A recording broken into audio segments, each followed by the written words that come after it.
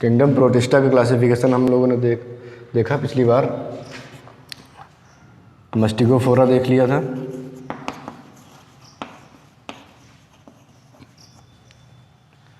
सिलियोफोरा,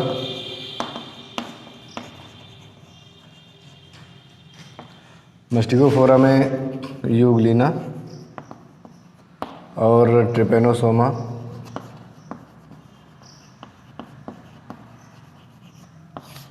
giardia etcetera animals हम लोगों ने देखे थे। सिलियोफोरा में पैरामीशियम,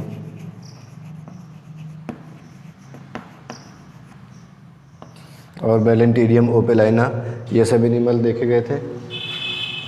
हम लोगों को देखना था सार्कोडाइना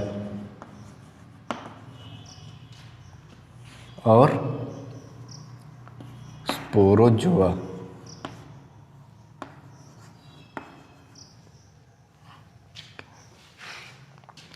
मस्टिगोफोरा में आने वाले जो एनिमल थे उनमें फ्लैजेला पाई जाती थी।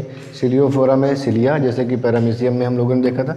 सार्कोडाइना में आपका बहुत ही मशहूर एनिमल जो आप बहुत बार पढ़ चुके हैं, amoeba.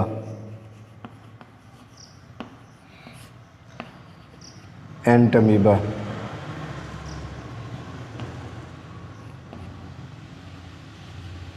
Entamoeba, histolytica, Entamoeba gingivalis, ये सब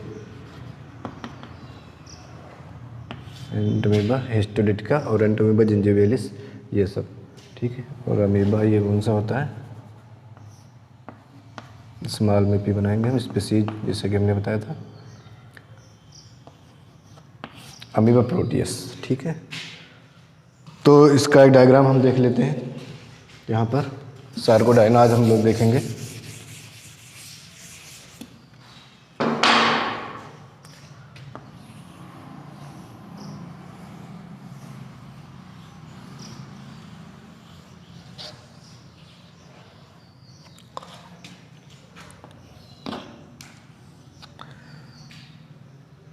चूँकि यूनिसेलुलर है, ये एक सेल की तरह होता है पूरा एनिमल, एक सेल ही होती है।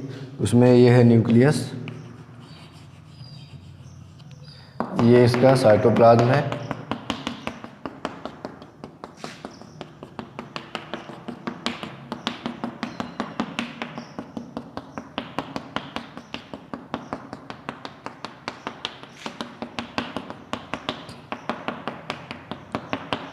ये क्या है, साइटोप्लाज्म। ये है इसके स्यूडोपोडिया,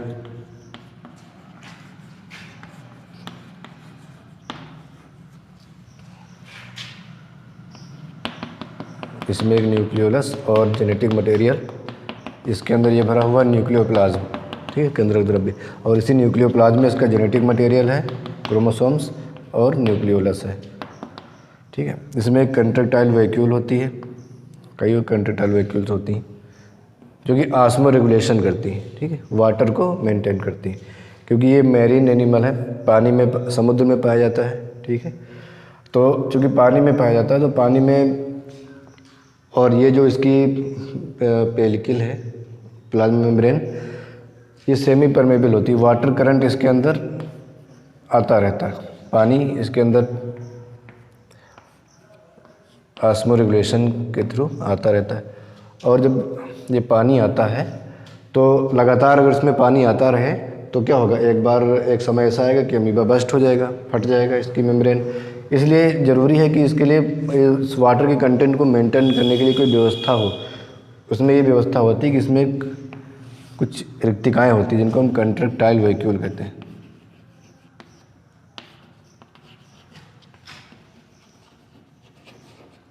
वैक्यूल या सीवी बोलते हैं इसको, ठीक। जो इनका काम होता है ऑस्मो रेगुलेशन।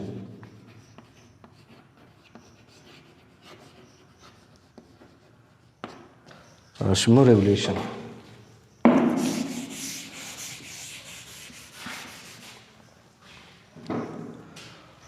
तो ये जो अमीबा है, अमीबा को एक स्पीसीज हमने बताई थी, अमीबा प्रोटियस। अमीबा प्रोटियस इसलिए कहते हैं इसको क्योंकि ये लगातार अपना आकार बदलता रहता है, इसका कोई आकार निश्चित नहीं होता है, शेप इसका डेफिनेट शेप नहीं होता है इसका आकार। जैसे आप स्यूडोपोडिया देख रहे हैं, स्यूडोपोडिया के बनने के कारण अभी किसी भी तरफ इसमें स्यूडोपोडिया बन सकती है, ठीक है। स्यूडोपोडिया का मतलब फुटपाथ हमने बताया था, ये बनते रहते हैं। इस वजह से इसका आकार निश्चित नहीं होता है, तो इसीलिए इसको इसी फिनोमिना पर ये जो इसकी एक्टिविटी है आकार बदलते रहने की, इसलिए इसको प्रोटियस नाम दिया गया, ठीक। अब इसमें हम देखते हैं जो न्यूट्रिशन है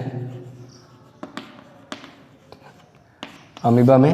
तो अमीबा जो प्लैंकटॉन्स हैं, फाइटोप्लैंकटॉन्स, जो प्लैंकटॉन्स इससे छोटे माइक्रोस्कोपिक, उनको ये खाता है। और ये एक तो दो मेथड होते हैं। अगर कोई फूड पार्टिकल तो डायरेक्ट इसके अगर पेल्किल के संपर्क में आता है प्लाज्मा मेम्ब्रेन के, तो ये इसके अंदर धंस जाता है, जैसे कि कोई कीचड़ में ईंट धंस जाती, इंगल्फ कर लेता है अपने आप ये, ठीक है।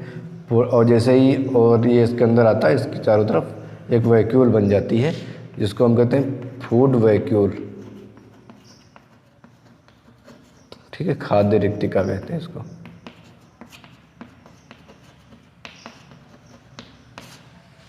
फूड वैक्यूल बन जाती है, ठीक है। इसको फेगोसोम भी कहा जाता है।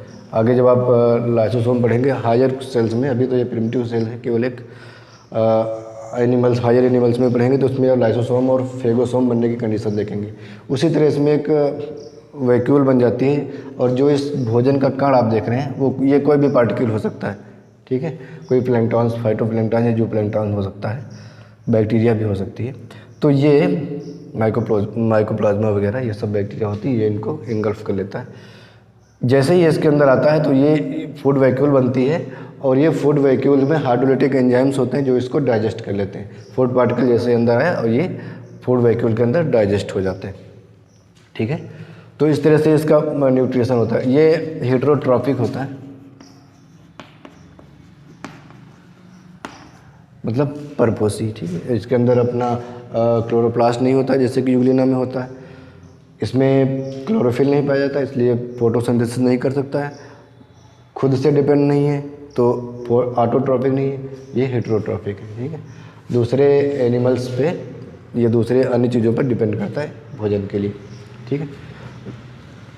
दूसरा जैसे कि हेटेरोट्रॉफिक में एक तो ये दूसरा मेथड ये हुआ कि ये अपने स्यूडोपोडिया को बढ़ा करके, जैसे कि यहाँ पर कोई फूड पार्टिकल है, ठीक है, तो ये अपना आकार चेंज करता है, स्यूडोपोडिया को आगे बढ़ता है। स्यूडोपोडिया बनते कैसे, इसके साइटोप्लाज्म के कारण, साइटोप्लाज्म जो बहता है इसमें मूवमेंट होती रहती है इसके साइटोप्लाज्म में। सॉल और जेल एक मेथड होता है, हम आगे चर्चा करेंगे, जो डिटेल में पढ़ेंगे। तो ये साइटोप्लाज्म जो होता है वो सॉल में, यानी कि सॉल जो होता है वो थोड़ा हल्का होता है, डाइल्यूट होता है, और जेल होता है जेली लाइक होता है, थोड़ा सा गाढ़ा।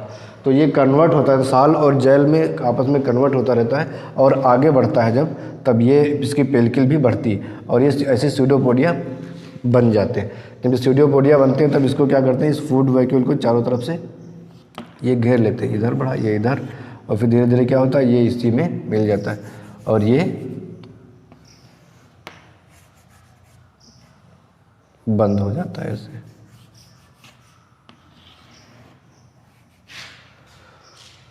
ठीक है, तो ये क्या होता है, इस तरह से नई नई स्यूडोपोडिया बनती रहती है और ये जैसे इसके अंदर आ जाता है फिर तुरंत फूड वैक्यूल बन जाती है।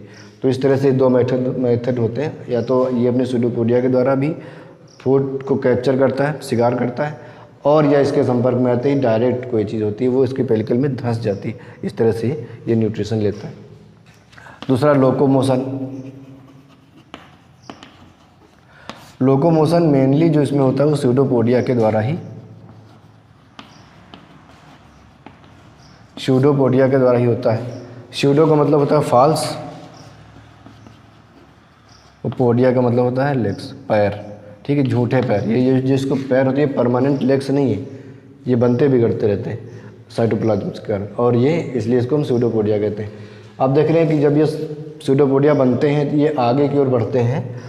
ठीक है, तो अमीबा भी आगे बढ़ता जाता है।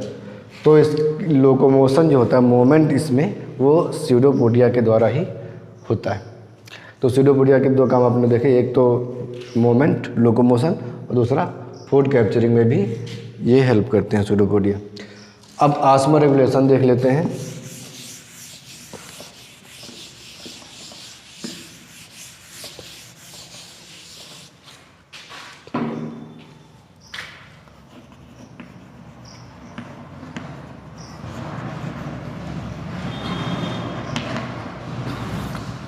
ऑस्मो रेगुलेशन के लिए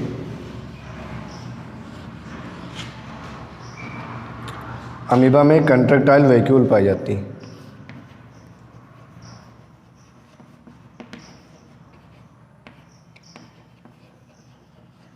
कंट्रैक्टाइल वैक्यूल, ये जो कंट्रैक्टाइल वैक्यूल होती हैं, जब पानी इसके अंदर आता है, ये पानी में ही है, पानी में रहता है, और चारों तरफ से चूँकि ये अर्धपारगम्य सेमी परमेबल मेम्ब्रेन होती है और इसमें लगातार पानी आता रहता है, और पानी को इसकी ज़रूरत, इसकी मेटाबॉलिक एक्टिविटीज़ के लिए वाटर की ज़रूरत भी है। और वाटर लेने के लिए इसके पास कोई डेफिनेट ओपनिंग नहीं है कि कोई निश्चित, जैसे कि हम लोग तो पानी लेने के माउथ है, माउथ से पानी लेते हैं, तो हम एनिमल है पानी पीते हैं बाई माउथ। इसमें कोई ऐसी ओपनिंग नहीं है कि जिससे वो पानी पिए, पानी ग्रहण करे कैसे भी। तो इसका जो पूरा सरफेस है, पूरा बॉडी सरफेस पे जो मेम्ब्रेन लगी हुई है, ये खुद ही ये अपने आप में सेमी परमेबल है और वाटर करंट इसके अंदर आता रहता है, ठीक है, परमेबिलिटी के कारण। तो अब क्या होता है कि जब वाटर करंट आता रहता है तो इसमें इसके लिए रेगुलेशन के लिए क्या व्यवस्था है कि पानी लगातार आता रहेगा तो अमीबा फूल जाएगा, और फूलता चला जाएगा, धीरे धीरे क्या होगा कि ये इसकी मेम्ब्रेन बस्ट हो जाएगी, तो साइटोप्लाज्म ही बह जाएगा और अमीबा नष्ट हो जाएगा, ठीक है, इस तरह डेथ हो जाती है इसकी।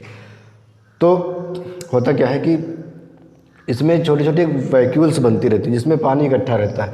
अब जो अमीबा में मेटाबॉलिक एक्टिविटीज़ के बाद जो पानी बचता है तो वो इस मेम्ब्रेन में इकट्ठा होता रहता है। ये मेम्ब्रेन बड़ी होती रहती है, ऐसे झिल्ली नुमा संरचना होती, ठीक है, वैक्यूल जिसको हम कहते हैं, ये कंट्रैक्टाइल वैक्यूल होती है। कंट्रैक्टाइल का मतलब नाम से ही पता चल रहा है कि इसमें कंट्रैक्शन और रिलैक्सेशन की क्षमता होती है, ये बढ़ती रहती है और फूल करके जब ये बड़ी हो जाती है, ठीक है,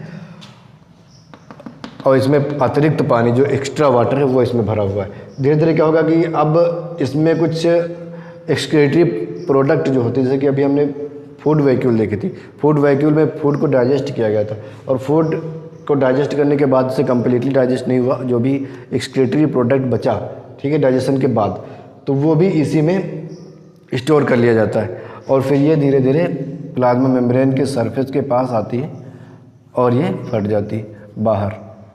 तो जो भी इसमें एक्सक्रीटरी मटेरियल है वो सब बाहर चला जाता है और इसके चूँकि इसका शेप तो बदलता ही रहता है, इस अमीबा को इससे कोई फ़र्क नहीं पड़ता, ये इसका शेप ऐसे हो जाता है, ये यहाँ पर बस्ट हो गई, जैसे यहाँ पर भी कोई अगर बनी ये, तो ये भी धीरे धीरे वाटर के बाहर के कारण ये फूलती चली जाती है और फिर ये इसके सरफेस के पास आकर बस्ट हो जाती है और ये ऐसे ये बाहर निकल गई, वाटर से बाहर, वाटर के साथ जो एक्सक्रीटरी प्रोडक्ट है वो बाहर। तो एक्सक्रीशन भी है कंट्रैक्टाइल वैक्यूल के थ्रू और ऑस्मो रेगुलेशन भी, यानी कि वाटर को रेगुलेट करना कंट्रैक्टाइल वैक्यूल के द्वारा होता है, ठीक है। इसके फटने के लिए, जो ये कंट्रैक्टाइल वैक्यूल फटती है, इसके लिए इसके चारों ओर बहुत से माइटोकॉन्ड्रिया जमा हो जाते हैं। माइटोकॉन्ड्रिया का काम है रिस्पायरेशन और इससे हमें एनर्जी मिलती है, इसीलिए माइटोकॉन्ड्रिया को power house of the cell को, इसका ऊर्जा घर कहते हैं। इसको एनर्जी चाहिए बर्स्ट करने के लिए, कंट्रैक्टाइल वैक्यूल को फटने के लिए, ठीक है, और ये एनर्जी मिलती है माइटोकॉन्ड्रिया। जब इसको फटना होता है तो माइटोकॉन्ड्रिया इसके साइटोप्लाज्म में होते हैं बहुत से, वो कंट्रैक्टाइल वैक्यूल के चारों तरफ इकट्ठा हो जाते हैं और ये एनर्जी प्रोवाइड करते हैं कंट्रैक्टाइल वैक्यूल को फटने के लिए, ठीक है। तो इस तरह से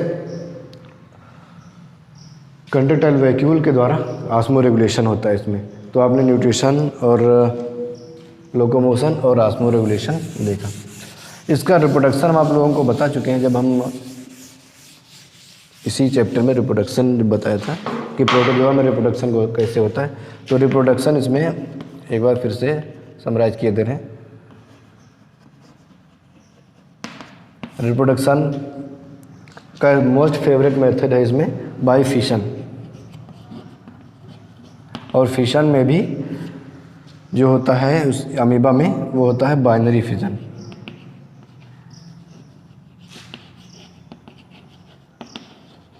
कुल मिलाकर अगर हम देखें तो इसमें कैसा रिप्रोडक्शन होता है, एसेक्सुअल रिप्रोडक्शन होता है। ठीक है, बाइनरी फिजन। अब ये अमीबा है तो इसमें क्या होता है कि पहले तो इसका न्यूक्लियस डिवाइड होगा, जिसको हम कैरियोकाइनेसिस कहेंगे। न्यूक्लियस डिवाइड होने के बाद इसमें क्या होता है, ये 2 न्यूक्लियस बन जाते हैं। ठीक है, और इसके बाद इसके प्लाज्मा मेम्ब्रेन में भी इन्वेजिनेशन होता है दोनों तरफ से। इसको थोड़ी देर के लिए हम वैसे ही करते हैं।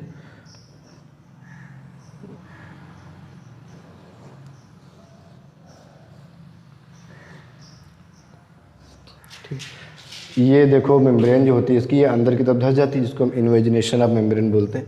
ये एक फरो बना लेती है ऐसे, और फिर धीरे धीरे आपस में मिल जाती है, आगे बढ़ती रहती है, और ये 2 अमीबा बन जाते हैं। अब ये एक अमीबा बन गया इधर,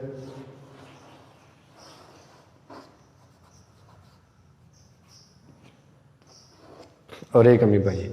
तो ये अमीबा है, तो बाइनरी फिजन के द्वारा ये अमीबा जा कर के एक अमीबा से 2 अमीबा बन जाते हैं। ठीक है, अब इसी तरह अमीबा को इमॉर्टल माना जाता है कि अमीबा की कभी डेथ नहीं होती, अमीबा अमर है। ठीक है, आप लोगों ने सुना होगा कि कोई भी अमर नहीं, जिसका जन्म हुआ है उसको मरना ही पड़ेगा, लेकिन अमीबा को अमर माना जाता है क्योंकि अमीबा एक पहली बात यूनिसेक्सुअल है, यूनिसेलुलर एनिमल है, एक कोशिकीय एनिमल है। अब ये एक कोशिकीय एनिमल है तो अब एक कोशिका ये है इसकी, अब ये पूरी हमने देखा था एक अमीबा होता, ये बाइनरी फिजन के द्वारा 2 में हो गया, लेकिन इसको ये डिवाइड हुआ है, इसमें जो कंटेंट है वो वही है। ऐसा जैसे कि होता है कि एनिमल की डेथ हो जाती है, दूसरा एनिमल जो उसे जन्म लेता है वो होता है, लेकिन इसमें केवल डिवीजन हुआ है, अमीबा तो वही है ये। ठीक है, 1 से 2 हुए तो 2 हो गए हैं बाई फिजन के द्वारा, लेकिन अब दोनों यूनिसेलुलर हैं, एक सेल दोनों के पास है, वैसे ही अमीबा है। तो ये एक देखा गया है कि बिल्कुल अगर ध्यान से देखें तो फिनोमेना वैसा बन रहा है कि एक इमॉर्टल है, ये कभी मरा ही नहीं। जितने भी यूनिसेलुलर ऑर्गेनिज्म हैं तो उनकी डेथ नहीं होती, वो डिवीजन के द्वारा अपने आप को संख्या में बढ़ाते रहते हैं। ठीक है, बाइनरी फिजन है या मल्टीपल फिजन है, इस तरह से ये डिवाइड होते रहते हैं, आगे बढ़ते रहते हैं। तो इस तरह से इसमें होता है। अब कभी कभी जैसे कि हमने देखा कि इसमें एसेक्सुअल रिप्रोडक्शन होता है। ठीक है, सिंपल बाइनरी फिजन है और ये डिवाइड होता है जैसे कि सेल डिवीजन होता है। बिल्कुल, अब सेल डिवीजन जब हम देखते हैं कि एक कोशिका होती है, अब एक कोशिका से 2 कोशिकाएँ बन जाती हैं, एक कोशिका थी अभी 2 कोशिकाएँ बन गई। ठीक है, अब इसकी फेजेज हम साइटोलॉजी में अलग अलग पढ़ेंगे कि प्रोफेज, मेटाफेज, एनाफेज, टेलोफेज कैसे होती हैं, जो कैरियोकाइनेसिस की फेजेज हैं। इसके बाद साइटोकाइनेसिस होती है और हमें 2 सेल्स मिलती, तो एक कोशिका सीधे से 2 कोशिका बन जाती है माइटोसिस में, सूत्री विभाजन के फलस्वरूप। वैसे ही इसमें होता है, 2 कोशिका विभाजन हुआ और फिर ये दोनों के साइटोप्लाज्म अलग अलग हो गए, दोनों की प्लाज्मा मेम्ब्रेन भी अलग हो गई, और फिर ये 2 अमीबा पूरी तरीके से बन गए। तो इस तरह से एक एनिमल से 2 एनिमल बनते हैं बाइनरी फिजन के द्वारा। कभी कभी सेक्सुअल रिप्रोडक्शन भी इसमें नोट किया गया है, और वो बहुत रेयर केस में होता है, तब होता है टू रिप्रोड्यूस इट्स विगर को मेंटेन करने के लिए इसमें सेक्सुअल रिप्रोडक्शन भी देखा गया। यानी कि 2 अमीबा होते हैं और वो अपना जेनेटिक मटेरियल आपस में एक्सचेंज करते हैं। हमने कहा था कि जब सेक्सुअल रिप्रोडक्शन की सबसे मेन चीज़ होती है कि 2 अलग अलग एनिमल हो, 2 एनिमल हो, ठीक है, और वो अपना जेनेटिक मटेरियल एक्सचेंज करें, जिसको आगे फर्टिलाइजेशन कहा गया है विकसित एनिमल्स में। तो उसमें जायगोट बनता है। यहाँ पर जायगोट का कोई कॉन्सेप्ट नहीं है, क्योंकि यहाँ पर गमीट भी नहीं बनते, यानी स्पर्म और ओवा, ऐसा कोई कॉन्सेप्ट नहीं है कि इसमें गैमेट बनते हों और फिर गैमेट की फ्यूजन से इसमें फर्टिलाइजेशन हो, जायगोट बने, वैसा नहीं है। लेकिन फिर भी जेनेटिक मटेरियल का एक्सचेंज देखा गया है, न्यूक्लियस का एक्सचेंज देखा गया है, और एक्सचेंज होता है विगर को मेंटेन करने के लिए। और ये जितने भी प्रोटोजोआ लगभग सब में देखा गया है। वो क्यों? क्योंकि जब लगातार बाइनरी फिजन होता रहता है, अमीबा में सेल डिवीजन जैसे कि हमने यहाँ पे देखा सिंपल सेल डिवीजन होता है, और एक अमीबा से 2 बन गए, फिर ये भी बाद में कुछ समय के बाद ये भी रिप्रोड्यूस होगा बाइनरी फिजन के द्वारा, इसमें भी 2 बनेंगे, ये जो है उसमें भी 2 बनेंगे। तो लगातार होता रहता है डिवीजन, और डिवीजन होते होते ये अपने डिवीजन करने की क्षमता खो देता है। ठीक है, तो ये जो रिप्रोडक्शन की क्षमता है इसको हम विगर कहते हैं। ठीक, विगर। तो अपने विगर को मेंटेन करने के लिए, क्योंकि जब ये लगातार इसका जेनेटिक मटेरियल तो वही है और ये लगातार डिवाइड हो रहा है, इसके जेनेटिक मटेरियल में कोई चेंज नहीं हुआ, इसलिए तो हमने इसको इमॉर्टल कहा था, क्योंकि ये आइडेंटिकल है, जैसा न्यूक्लियस इसके पास है वैसा न्यूक्लियस इसके पास है, जो साइटोप्लाज्म जैसा कंटेंट इसके पास था वैसे ही, क्योंकि जब डीएनए चेंज नहीं हुआ है, ठीक है, तो कोई भी चीज़ चेंज नहीं होगी इसकी, क्योंकि प्रोटीन सिंथेसिस भी डीएनए से ही होती है। तो इसके न्यूक्लियस में डिवीजन हुआ है और ये दोनों सेम है, आइडेंटिकल हैं, ठीक है, तो इसीलिए हमने इसको कहा कि अमर है, क्योंकि बिल्कुल कोई परिवर्तन इसमें नहीं हुआ। जब जेनेटिक मटेरियल का एक्सचेंज होता है तब इसे एक नया सीक्वेंस मिलता है डीएनए में, ठीक है, तो डीएनए चेंज हो जाता है और तब कैरेक्टर्स भी चेंज हो जाते हैं, तो एनिमल नया हो जाता है, तो कुछ कैरेक्टर्स नए हो जाते हैं। तो जेनेटिक मटेरियल का एक्सचेंज कर लेने से, जैसे ये एक अमीबा है और ये है, ठीक है, इसका जेनेटिक मटेरियल अगर एक्सचेंज हो जाता है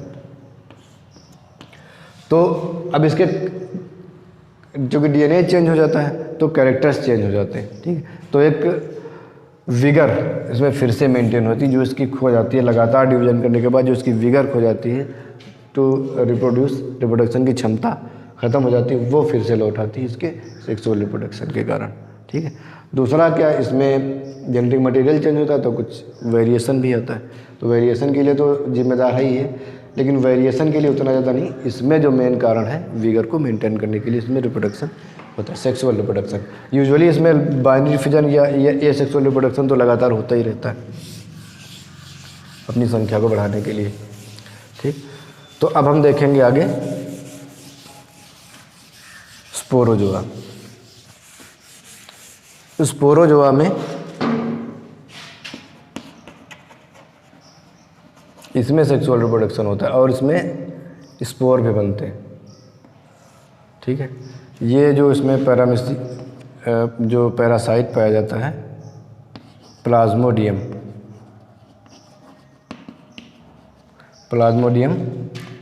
वाइवेक्स, इसकी 4 स्पीशीज नोट की गई हैं जिनसे कि मलेरिया होता है, प्लाज्मोडियम वाइवेक्स और प्लाज्मोडियम मलेरियाई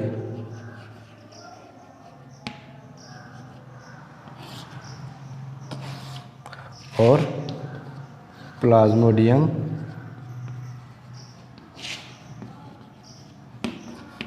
फैलसीपेरम और प्लाज्मोडियम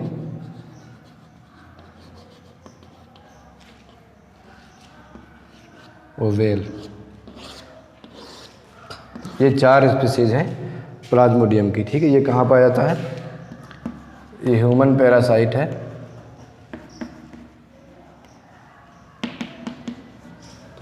तो ये ह्यूमन के ब्लड में पाया जाता है, ठीक है, और ब्लड में कहाँ, आरबीसी में। ये ब्लड पैरासाइट है और डिजीज कौन सी फैलाता है, मलेरिया, ठीक। इसका वेक्टर कौन है,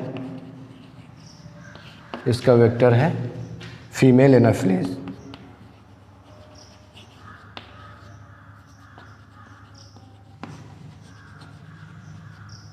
ठीक है। मच्छर है, मॉस्किटो है, वो कौन सा, एनाफिलीज, फीमेल क्यों, क्योंकि फीमेल मच्छर कोई भी हो उसका फीमेल ही काटती है, मेल खून नहीं चूसती।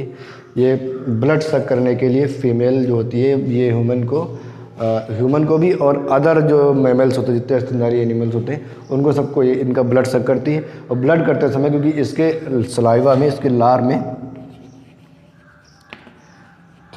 ठीक है, इसकी सलाइवा में प्लाज्मोडियम पाया जाता है और जब वो ब्लड सक करने के लिए, खून चूसने के लिए काटती है मादा एनाफिलीज, तब ये जो स्पोर हैं प्लाज्मोडियम के स्पोर हैं, ये चले जाते हैं ह्यूमन ब्लड में, ब्लड स्ट्रीम में जाते हैं, तो ब्लड प्लाज्मा से सीधे आरबीसी में चले जाते हैं और ये फिर मलेरिया काज करते हैं। तो ये डाइजीनिया है, डाइजेनेटिक पैरासाइट है, यानी इसके 2 होस्ट होते हैं, एक होस्ट है ह्यूमन मनुष्य और दूसरा होस्ट है जो कि इसका वेक्टर है फीमेल एनाफिलीज। इसी के द्वारा इसका ट्रांसमिशन होता है, ठीक है। ये एक एनिमल से दूसरे एनिमल में ट्रांसमिट होता है, किसके द्वारा, फीमेल एनाफिलीज के द्वारा। ठीक है, तो साथ में आपको बताते चलें कि जो फीमेल एनाफिलीज होती है वो खून की चूसती है लोगों का, सभी एनिमल यानी जितने मैमल्स होते हैं, ह्यूमन भी और अदर देन ह्यूमन, जो ह्यूमन नहीं है यानी कि मैमल है उनमें भी, क्योंकि इसके जो ओवम हैं उनके लिए ह्यूमन हार्मोन, फीमेल के हार्मोन चाहिए उनके डेवलपमेंट के लिए। तो अपने ओवम के डेवलपमेंट के लिए, अंडों के विकास के लिए ज़रूरी होता है इसका ब्लड ह्यूमन का, वो क्योंकि ये डाइजेस्टिव सिस्टम के लिए नहीं है, इसका फूड जो फूड के लिए, ना कि भोजन के रूप में ये ब्लड का इस्तेमाल करती है, ब्लड चूसती है एक ये अपने अंडों के उसके डेवलपमेंट के लिए। तो ये एक रिप्रोडक्टिव पर्पज़ है इसका, इसलिए मेल जो होता है वो मेल एनाफिलीज कभी भी ब्लड सक नहीं करता है, फीमेल ही ब्लड सक करती है, कोई भी चाहे वो एडीज़ हो या एनाफिलीज हो। जो इसके मेल्स होते हैं वो फूलों का रस चूसते हैं और वो अपने फूड के रूप में उसको इस्तेमाल करते हैं। फीमेल जो होती है वो ब्लड सक करती है, फूलों का रस फीमेल भी यूज करती है बाई फॉर फूड, लेकिन रिप्रोडक्शन के पर्पज़ से अंडों के डेवलपमेंट के लिए ये ब्लड भी सक करती है। तो ये मलेरिया फैलाती है बाइट के द्वारा, जब ये काटती है तब इसके लार में जो एनाफिलीज है वो ह्यूमन में आ जाती है और ह्यूमन में जाती, ब्लड स्ट्रीम में पहुंचते ही वो सीधे पहुंच जाती है आरबीसी में, इससे हम लोगों को मलेरिया होता है। वहाँ पर ये रिप्रोड्यूस होती है एक निश्चित समयांतराल पर, इसीलिए जो इसका फीवर आता है वो एक निश्चित समयांतराल पर आता है। ठीक है, एक डिफाइनिट इंटरवल पर। तो ये हुआ आपका प्रोटिस्टा का जो क्लासिफिकेशन था, ये हमने देख लिया। और इसमें एक और एग्जांपल हम आपको बता दें, मोनोसिस्टिस।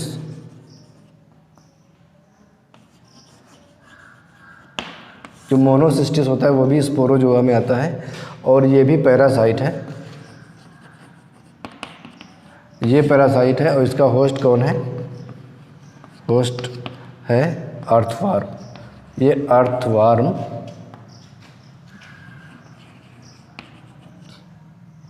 फेरेटिमा पोस्थुमा, फेरेटिमा पोस्थुमा किस सेमेनल वेसाइकिल में पाया जाता है?